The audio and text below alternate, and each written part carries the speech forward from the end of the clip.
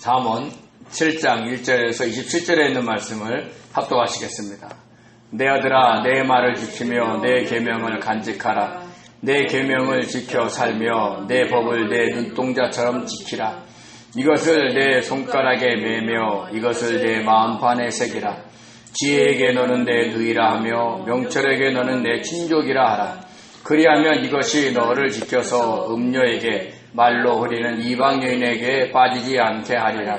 내가 내 집 들창에서로 살창으로 내다보다가 어리석은 자 중에 젊은이 가운데 한 지어 눕는 자를 보았노라. 그가 거리를 지나 음녀의 골목 모퉁이로 가까이하여 그의 집 쪽으로 가는데 저물 때 황혼 때 깊은 밤 흑암 중에라. 그때에 기생의 옷을 입은 간교한 여인이 그를 맞으니 이 여인은 떠들며 완악하며 그의 발이 집에 머물지 아니하여 어떤 때는 거리 어떤 때는 광장 또 모퉁이마다 서서 사람을 기다리는 자라. 그 여인이 그를 붙잡고 그에게 입맞추며 부끄러움을 모르는 얼굴로 그에게 말하되 내가 화목제를 드려 서운한 것을 오늘 갚았노라. 이러므로 내가 너를 맞으려고 나와 내 얼굴을 찾다가 너를 만났도다. 내 침상에는 요와 애굽에 문이 있는 이불을 폈고 모략과 침향과 계피를 뿌렸노라. 오라, 우리가 아침까지 흡족하게 서로 사랑하며 사랑함으로 희락을 하자. 남편은 집을 떠나 먼 길을 갔는데 은 주머니를 가졌은즉 보름날에나 집에 돌아오리라 하여 여러 가지 고운 말로 유혹하며 입술에 호리는 말로 깨물어 젊은이가 곧 그를 따랐으니 소가 도수장으로 가는 것 같고 미련한 자가 벌을 받으려고 쇠사슬에 매이러 가는 것과 같도다. 필경은 화살이 그 간을 뚫게 되리라. 새가 빨리 그물로 들어가되 그의 생명을 잃어버릴 줄 알지 못함과 같으니라. 이제 아들들아, 내 말을 듣고 내 입의 말에 주의하라. 내 마음이 음녀의 길로 치우치지 말며 그 길에 미혹되지 말지어다. 대저 그가 많은 사람을 상하여 엎드러지게 하였나니 그에게 죽은 자가 허다하니라. 그의 집은 수월의 길이라 사망의 방으로 내려가느니라. 아멘. 아멘. 오늘 7장을 다 봐야 됩니다. 왜냐하면 이 7장이 하나의 이야기로 되어 있어요. 그래서 중간에 끊을 수가 없습니다. 우리가 지난 시간에 6장 후반절에서 뭘 봤냐면 외적인 음란, 즉 외부로부터 오는 그 음료의 유혹, 꿀이 막 떨어지고 막 기름보다 미끄럽다 할 정도의 그 유혹이 오고, 그리고 내적인 음란, 그 그녀의 아름다움을 탐하는 마음, 그런 것들에서 이겨내라 라고 당부를 했습니다. 그리고 오늘 7장에서는 그거에 대한 얘기를 하고 있는 거예요. 그러니까 특히 6장 후반절에 강조한 것은 뭐냐면 특별히 남의 아내와 통관하지 말라 이렇게 얘기를 합니다. 왜냐하면 남편이 그 아는 날에는 원수를 갚는데 아무리 사정을 해도 아무리 많은 재물을 줘도 받지 않는다. 그러니까 결국은 그 사람을 파멸시킬 때까지 남편이 보복을 한다 하는 얘기를 하는 겁니다. 그렇게 외적인 음란, 그 내적인 음란에 관한 예를 오늘 7장을 통해서 설명을 하고 있는 거예요. 그래서 그것을 염두에 두고 한 장씩 따라가 보기로 하겠습니다. 먼저 1절에 이렇게 합니다. 내 아들아, 내 말을 지키며 내 계명을 간직해라. 여기서 지키다, 간직하다 이 얘기는 뭐냐면 잘 지키고 마음속에 저장해둬라 이렇게 얘기를 하는 겁니다. 근데 저희가 7장까지밖에 살펴보지 않았는데도 그 사이사이에 이런 톤의 얘기가 굉장히 많아요. 잠언 1장 8절에는 아비의 훈계, 어미의 법, 그리고 잠언 2장 1절에는 나의 말, 나의 계명, 잠언 3장 1절에서는 나의 말, 나의 명령, 4장 1절에서는 아비의 훈계, 4장 10절과 20절에는 내 말, 5장 1절에는 내 지혜와 내 명철, 6장 20절에는 아비의 계명, 어미의 법 이러면서 지키라, 간직해라 이렇게 얘기를 합니다. 그리고 매 장마다 아들들아 이렇게 얘기하면서 아비의 훈계, 어미의 법을 자꾸 얘기하는데 그게 결론적으로 뭐라고 그랬어요? 여호와를 경외하는 거라는 거죠. 우리가 여호와를 경외하는 마음으로 살면 율법을 지킬 수 있고 또 이 세상에서 하나님이 원하시는 삶을 살 수가 있다라고 이야기를 하고 있는 겁니다. 여호와를 어떻게 경외하느냐? 그 율법을 통해서 알 수 있어요. 또 우리가 하나님의 성전이기 때문에 우리 안에 임해 있는 성령 하나님을 통해서 하나님의 법을 알 수 있어요. 그래서 우리는 율법을 몰라도 순간순간 주님의 뜻 묻고 성령의 도우심을 구하면 주님이 성령을 통해서 역사하시고 조명하시고 인도하신다는 거죠. 그러므로 인해서 우리가 세상의 어떤 유혹에서 벗어날 수 있고 우리가 또 세상의 유혹에 빠지지 않을 수가 있게 되는 겁니다. 그래서 잘 살펴보면 오늘 1장 1절에서 4절까지는 뭐뭐 하라 이렇게 얘기해요. 그리고는 결론적으로 5절에 뭐뭐를 해줄 것이다 라고 5절을 결론절로 맺고 있습니다. 2절에는 이렇게 얘기합니다. 내 계명을 지켜 살며 내 법을 내 눈동자처럼 지키라. 그러니까 하나님의 솔로몬의 명령, 즉 하나님의 명령을 지켜서 살면서 내 법을 너의 눈동자처럼 지키라는 거예요. 우리가 신체 중에 예민한 부분이 많습니다. 손끝도 있고 발끝도 있고 또 잇몸도 굉장히 예민합니다. 근데 가장 예민한 게 눈동자예요. 얼마나 예민하냐면 조그만 먼지가 들어가도 금방 알아요. 그래서 하나님이 이 눈동자를 보호하기 위해서 우리에게 눈썹을 허락하시고 눈꺼풀을 주시는 겁니다. 우리가 여기 만약에 눈썹이 없으면 어떻게 될까요? 네? 아니 이게 눈썹 이거 말고 속눈썹 만약 이게 없으면 어떻게 될까요? 제가 암으로 고생하시는 분들을 병문안하면서 느낀 게 하나 있어요. 그분들이 투병을 하면 이게 머리털이 빠지죠. 그때 이 속눈썹도 빠져요. 그러면 속눈썹이 없잖아요. 그럼 눈을 감았다가 못 떠요. 이게 살과 살이 딱 붙어가지고 안 떠져요. 그래서 나중에 어느 단계까지 되냐면 옆에 있는 분이 이렇게 벌려줘야 떠질 정도로 그렇게 된다고요. 그러니까 하나님이 우리의 신체를 만들 때 정말 오묘하게 만들었어요. 그래서 속눈썹 하나까지도 하나님이 그런 기능을, 그러니까 눈동자를 보호하고 그리고 눈을 뜰 수 있는 기능을 첨부해 준 겁니다. 근데 가장 중요한 눈동자같이 내 말, 내 명령, 아비의 명령, 어미의 법을 지키라는 얘기를 하는 겁니다. 사실 하나님께서 저와 여러분을 얼마나 사랑하시냐면 하나님은 우리를 하나님의 눈동자같이 지키신다는 거예요. 신명기 32장 10절에 이렇게 얘기합니다. 여호와께서 그를 황무지에서 짐승이 부르짖는 광야에서 만나시고 호위하시며 보호하시며 자기의 눈동자같이 지키셨도다. 그러니까 우리의 어떤 슬픔과 아픔, 기쁨, 희락 다 하나님이 아신다는 거예요. 왜요? 조그만 먼지가 눈동자에 들어가면 알듯이 그렇게 하나님은 우리를 예민하게 보신다는 거예요. 시편 17편 8절에 보면 나를 눈동자같이 지키시고 주의 날개 그늘 아래 감추사 이런 표현이 있습니다. 하나님은 저와 여러분의 어려움, 고통을 모르시는 게 아니에요. 어떻게 지키셔요? 자신의 눈동자같이 지키고 있기 때문에 다 아셔요. 그렇지만 저와 여러분의 영적인 성장 그리고 하나님께서 천국에 살 것에 대한 그 소망에 대한 것들 그리고 영혼에 대한 구원에 대한 것들 때문에 저와 여러분을 때로는 환난 속에 그대로 두시기도 하시고 어려움 속에 놔둬주시기도 하시고 그래서 점점 하나님과 같이 살 수 있는 그 거룩한 백성으로 만들어 가시는 겁니다. 그래서 우리의 삶 속에 하나님의 간섭이 없는 것처럼 느껴질 때 그렇지 않다는 것을 잊지 마시기 바랍니다. 그러면서 이렇게 얘기합니다. 이것을 내 손가락에 내며 이것을 내 마음판에 새기라 이렇게 얘기했습니다. 즉 아비의 법을 아비의 명령을 마음속에 우러나와서 행동하라는 얘기를 하는 겁니다. 겉으로만 행동하지 말라는 거예요. 순종하는 척하지 말라는 거죠. 마음속에서 우러나오는 순종을 하라는 겁니다. 그러면서 하는 말이 뭐냐면 지혜에게 너는 내 누이라 명철에게 너는 내 친족이라 이렇게 얘기를 합니다. 누이와 친족은 어떤 사람이에요? 가까운 사람입니다. 즉 지혜와 명철을 가까이 해라. 친밀하게 여기라. 그래서 저와 여러분은 지혜이신 주님, 명철이신 성령의 늘 도우심을 구하는 거예요. 교제하는 거죠. 마치 누구처럼? 누이처럼, 친족처럼.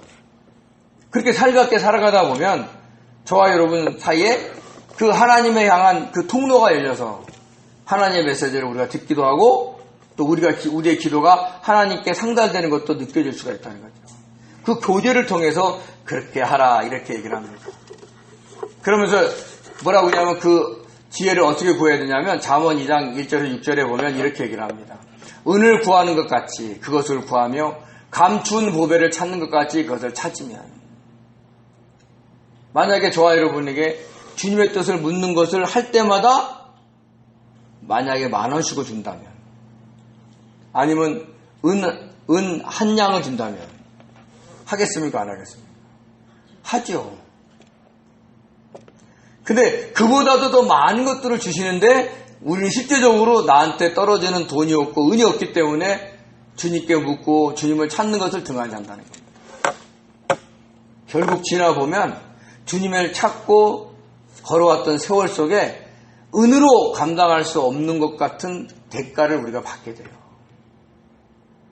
나에게 주시기도 하고 나의 자녀에게도 주시기도 하고. 그래서 그냥 인간의 탐욕을 때문에 은을 구하듯 감춘 보배를 찾듯 이런 얘기를 하는 게 아니에요. 정말 하나님이 주신다니까요. 그렇게 찾으면. 그러니까 저와 여러분이 늘 주님의 뜻을 묻고 살아가는 그런 귀한 성도들이 되시기 바랍니다.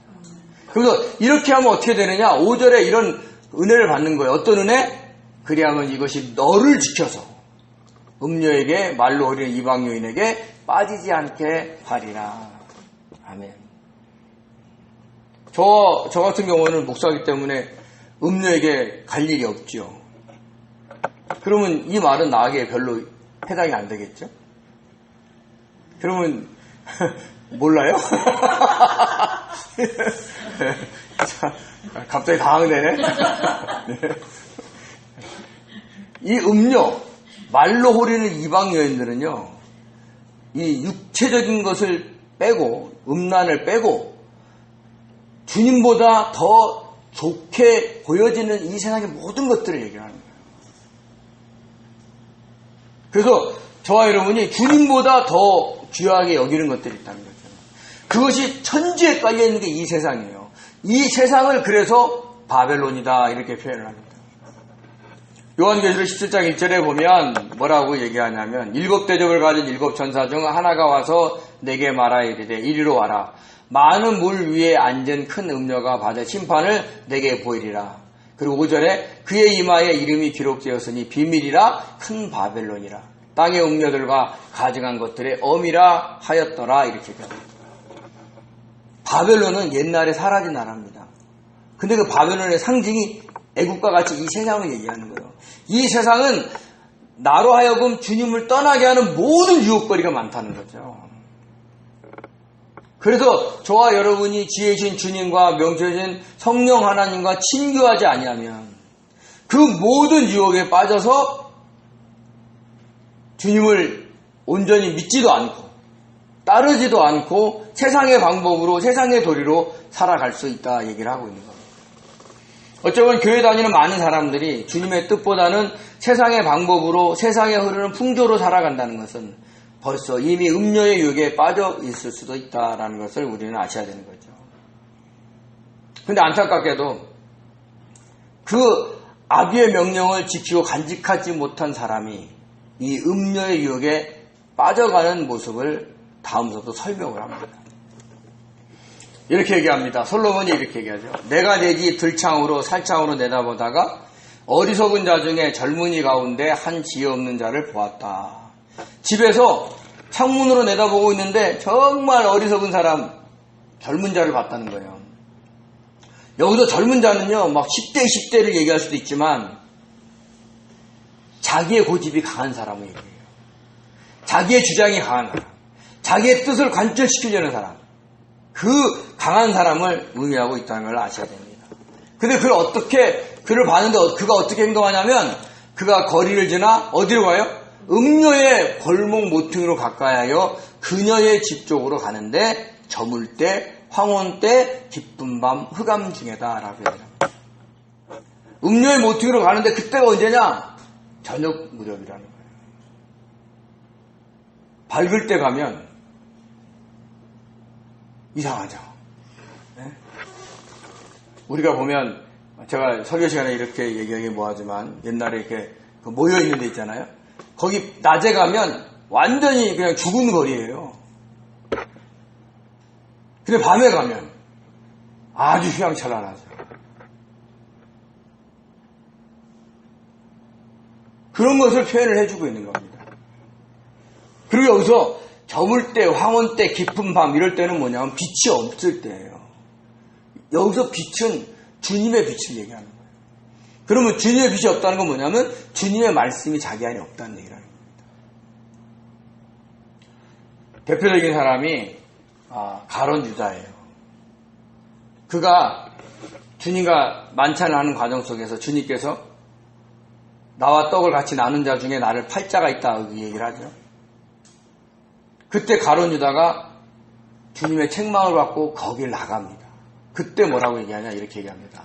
유다가 그 조각을 받고 곧 나가니 뭐더라? 밤이더라. 자기가 주님을 받아들이지 않는 거예요. 주님이 경고가 있는데 주님을 받아들이지 않으니까 주님을 받아들이지 않는 데는 누가 설치되냐면 사탄이 설치되는 거예요. 사탄은 빛 속에서는 활동을 못해요. 어둠에서만 활동이 돼요. 그래서 그 어둠에 이 사람이 자신의 정욕을 이기지 못하고 음료가 있는 골목 모퉁이로 가는 겁니다. 가면 아무 일이 없을까요? 음료의 골목 모퉁이로 갔으면 누가 있어요? 음료가 있죠. 그래서 이렇게 얘기합니다. 그때의 기생옷을 입은 간교한 여인이 그를 맞는 데입니다. 기생옷. 그러니까 막 속이 막 비치는 그런 슈트 같은 걸 입고 너울 같은 걸 입고 유혹을 하겠죠. 화장도 진하게 하고 향수도 뿌리고. 근데 그 여인이 어떤 여인이냐? 이렇게 얘기합니다. 떠들며 완악하며 그의 발이 집에 머물지 않는다는 거예요. 말이 많고 고집이 세고 집에 가만히 못 있는 여인. 돌아다니기를 막 하죠. 그래서 어떨 때는 거리에 어떨 때는 광장 모퉁이에 서서 누구를 기다려요? 사람을 기다리라는 거예요.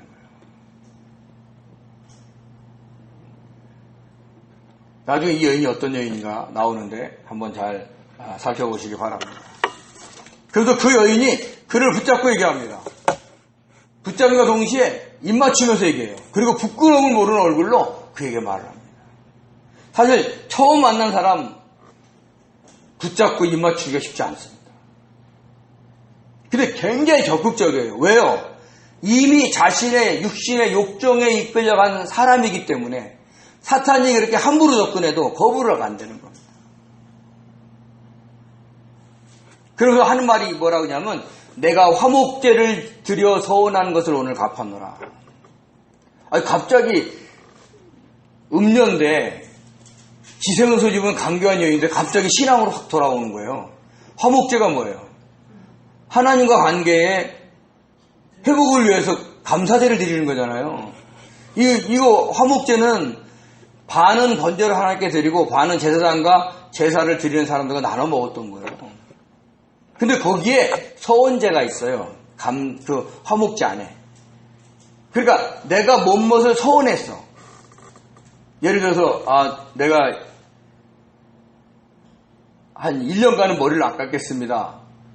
나시리로 살겠습니다. 나시리처럼 살겠습니다. 그러면 그걸 끝나는 날 이 서원제를 드리면서 하나님께 감사드리는 거예요. 이 여인이 뭘 하나님과 약속했는지 몰라요. 뭘 금욕했는지를 몰라요. 근데 내용상 내가 다시는 욕정에 이끌려서 바람을 피지 않겠습니다. 라는 서원을 했는지도 모르죠. 근데 오늘 화목제를 드려서 서원한 경우를 갚았다니까 오늘 끝났다는 거예요.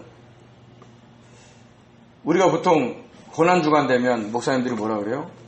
우리가 세상 것을 단절하는 고통을 좀 겪으면서 주님의 고난에 참여하자 그러고 TV 보지 말자 그러고 어디 가지 말자 그러고 막 이러잖아요. 그리고 일주일이 지나면 어떻게 돼요?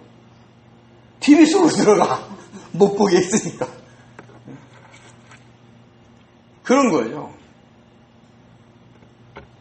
그러니까 화목제를 드렸다고, 그리고 또 오늘 솔로몬이 얘기하는 것을 보면 그 이스라엘 사회에서도 만연되어 있었던 모습이었다는 얘기를 하는 거예요. 하나님을 아는 곳인데도 그렇다는 것을 우리가 이해해야 되는 겁니다. 그러면서 그 여인이 뭐라고 하냐면, 그러므로 내가 너를 맞으려고 나와 내 얼굴을 찾다가 너를 만났더라. 아니, 이제 처음 만났는데 너를 만나기 위해서 왔다는 거예요. 이 얘기가 뭐예요? 당신은 나의 이상형이라는 얘기를 하는 겁니다. 기분이 나쁠까요, 좋을까요? 좋겠죠. 그러니까 말로 호리는 겁니다. 그래서 뭐라고 하냐면, 내가 간절히 찾았다는 거예요. 너의 얼굴을. 자기의 이상형을 찾아서 내가 기다렸는데 당신을 만났다라고 유혹을 하고 있는 겁니다. 그러면서 정말 부끄러운 얘기를 서슴없이 합니다. 뭐라고 하냐면, 내 침상에는 요와 애굽의 문이 있는 이불을 폈고 모략과 침향과 계피를 뿌렸노라. 그러니까 너와 내가 하룻밤을 지낼 수 있는 좋은 장소를 마련했다는 거야. 이미 거기에는 뭐 있어요? 예? 아름다운 향이 날도록 다 준비했다는 거죠. 근데 여기서 모략과 침향, 계피, 여기는 언제도 쓰냐면 죽은 시체에도 쓰여요. 그러니까 이 말은 하나는 그 욕망의 장소를 뜻하고, 다른 하나는 그 욕망의 장소가 곧 어떤 장소예요? 죽음의 장소라는 걸 얘기하는 거예요. 순간의 어떤 그 즐거움을 즐길지는 알겠지만 그거에 대한 대가가 죽음일 수 있다는 얘기를 간접적으로 표현하고 있는 겁니다. 근데 그 당시에는 어떻게 돼요? 하룻밤을 정말 기분 좋게 지낼 수 있는 곳을 마련했다고 얘기를 하는 겁니다. 그러면서 이렇게 얘기합니다. 뭐라? 우리가 언제까지요? 아침까지 흡족하게 서로 사랑하며 사랑함으로 희락하자. 근데 갑자기 반전이 일어납니다. 남편은 집을 떠나 먼 길을 갔는데, 그러니까 이 여인이 기생이에요? 아니면 주부예요? 네, 남편 있는 여인이에요. 갑자기 반전이 일어납니다.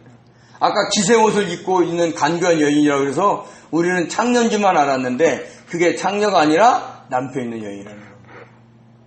남편 있는 여인도 자신의 욕정을 감당할 수 없어. 아까 뭐라 그래요? 떠들며 완악하며 발이 집에 머물지 않았다는 얘기를 하는 거예요.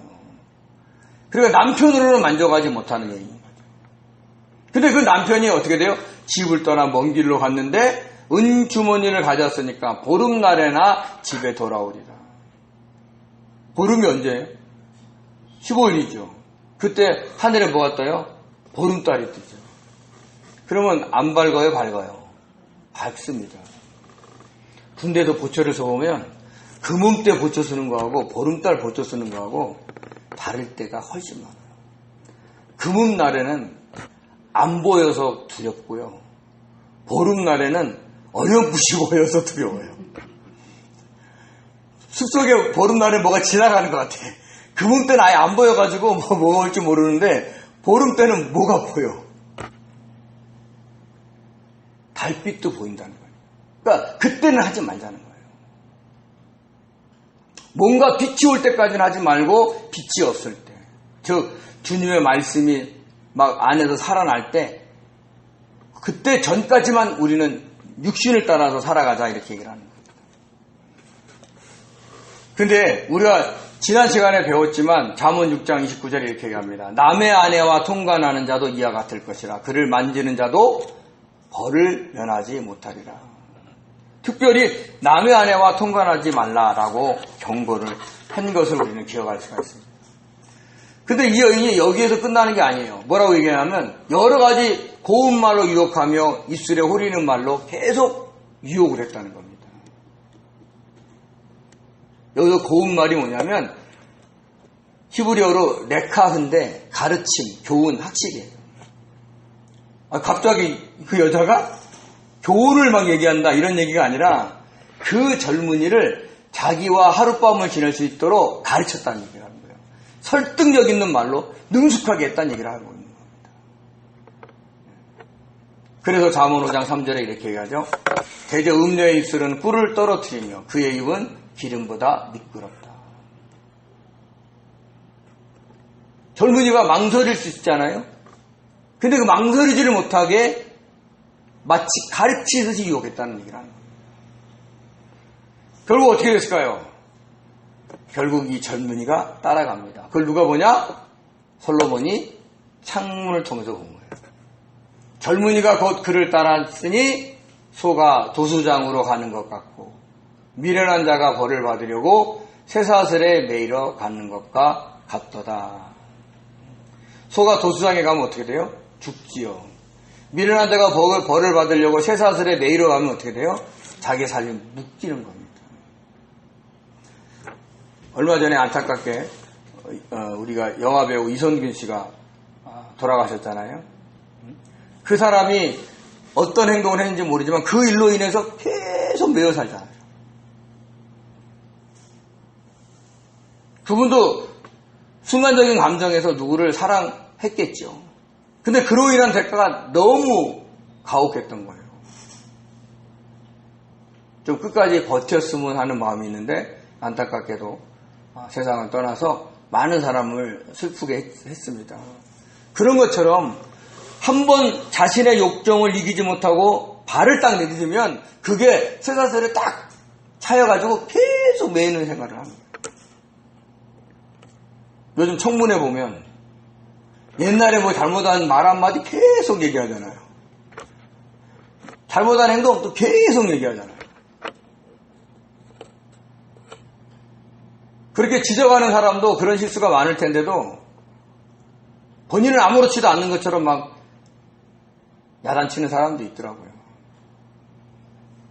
근데 다른 것들은 다 이해가 되는데 이것만은 이 음료의 유혹에 넘어가는 것만큼은 모든 삶이 메어버린다는 것을 알려주고 있는 겁니다. 그래서 어떻게 됐느냐? 23절 필경은 화살이 그 간을 뚫게 되리라. 화살이 간을 뚫으면 어떻게 돼요? 죽죠. 근데 왜 화살이 뚫어요? 그 멸망이 순식간에 온다는 거예요.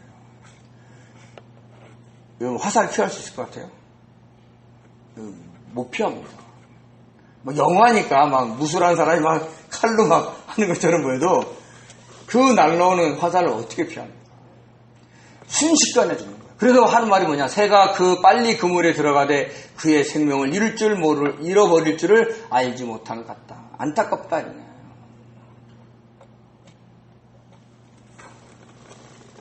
그래서 그때 잠언 6장에 그렇게 얘기하죠. 만약에 남편이 투기하여 분노하면 원수 갚는 날에 뭐하지 않는다? 용서하지 않는다. 어떤 보상도 받지 않고 많은 선물을 줄지라도 원하지도 않는다 얘기하는 거예요.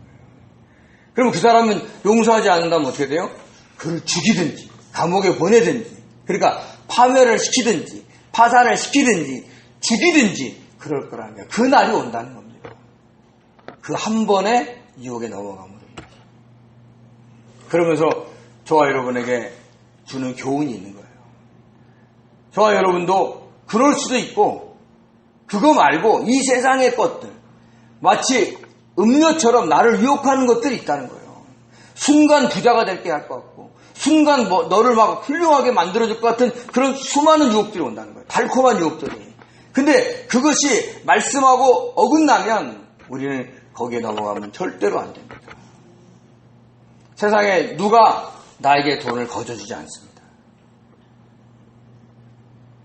주변에 많은 사기꾼들이 나를 부유하게 만들 것처럼 만들어 줄 것처럼 다가오지만 다 음료의 유혹입니다. 자기의 어떤 욕심, 욕망을 자꾸 자제하고 주님의 뜻을 자꾸 물어봐야 그 길에서 벗어날 수가 있는 거예요. 주변에 막 전화가 옵니다. 그럼 막 금방 통신요금이 싸질 것 같고 막 금방 뭐 보험에서 무슨 엄청난 혜택을 받을 것처럼 막 연락이 오는데 옛날 같았으면 막 호응을 했을 건데 요즘에는 제가 유혹에 물리치는 능력이 생겨서 그런지 다 거부하고 있습니다.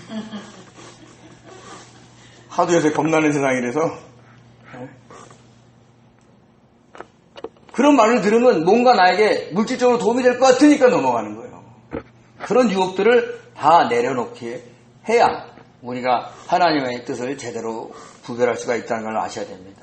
그러면서 이 얘기를 강조하는 거예요. 이렇게 너의 자신의 욕정과 그리고 음료의 유혹에서 빠지는 젊은이처럼 그렇게 하지 마라. 그렇게 얘기하면서 1절에 내 아들아 이렇게 얘기하면서 내 말을 지키라 그랬죠. 그리고 다시 반복합니다. 24절에 이제 내 아들아 내 말을 듣고 내 입의 말에 주의하라.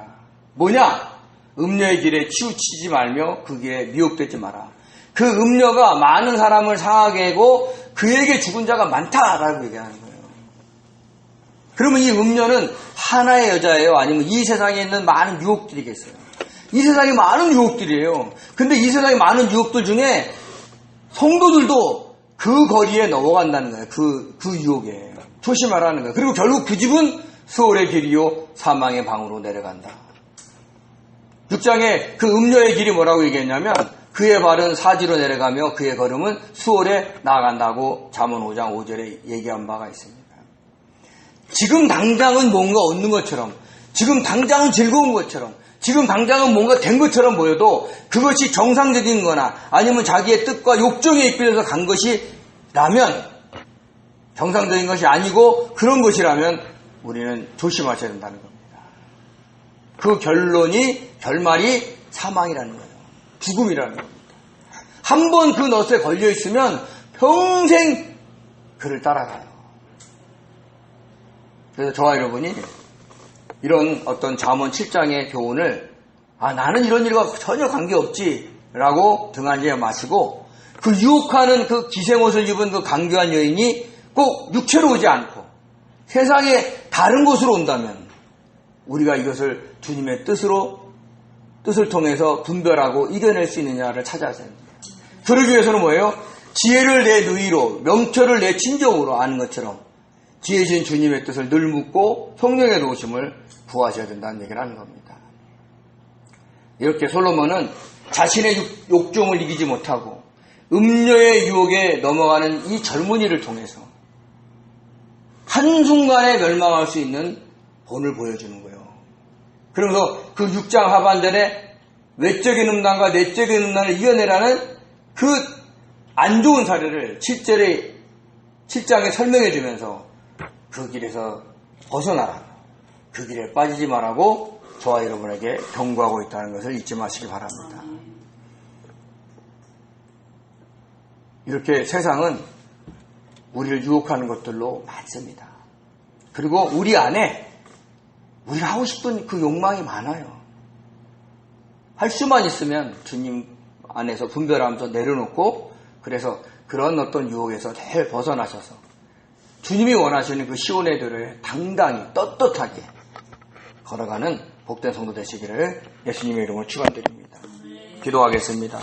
은혜로우신 하나님, 세상에는 아버지 수많은 유혹거리가 있습니다. 우리를 즐겁게 해주고 우리를 아버지 안에 높여주는 것들이 많지만 그것이 하나님께서 주시는 정상적인 것이 아니라면 우리가 그것이 지옥이요 파멸이요 파산이라는 것을 알게 도와주시고 순간의 아버지 욕정을 이기지 못해서 잘못된 길을 걸어가지 않도록 저희들을 붙잡아 주시옵소서.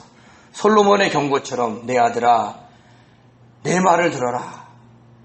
내 입의 말을 눈동자까지 지키라 라는 그 경고의 음성을 아버지 경청하면서 늘 주님의 뜻을 묻고 아버지 성령의 도우심을 따라 살아가는 지혜로운 성도들 될 수 있도록 축복하여 주옵소서. 감사하며 예수님의 이름으로 기도드립니다. 아멘.